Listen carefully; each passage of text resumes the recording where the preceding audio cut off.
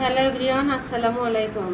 কি অবস্থা সবার? সবাই কেমন আছে? 26-এর দিন, 27-এর রাত। আজকের দিনটা খুব ভালো, রাতটাও খুব ভালো। সবারই ভালো কাটুক, তবে আমাদের মনে হয় ভালো কাটবে না। ইফতার করেই চলে যাব। আমার বড় মামিটা মারা গেছে। দেখেন, রসুনের পাতা দিয়ে এই ভর্তা মাখাবো। অনেক আনন্দ করে ভর্তাটা করতে চাইছিলাম, কিন্তু কপালে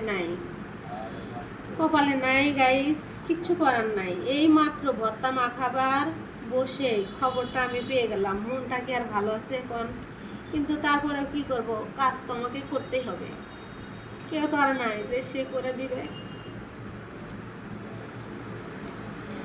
তাই তাড়াহুড়ো করে চলে যাবো আর কি।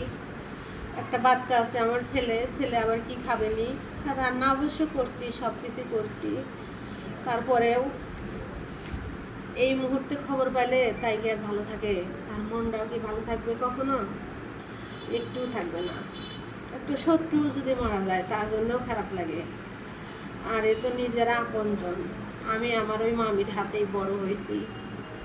ছোটবেলায় যখন আমি নানির বাড়ি গেছি, তখন আমার মামির সাথে আমার অনেক একটা ক্লোজ সম্পর্ক ছিল।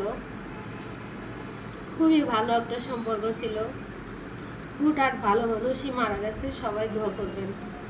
আলহামদুলিল্লাহ।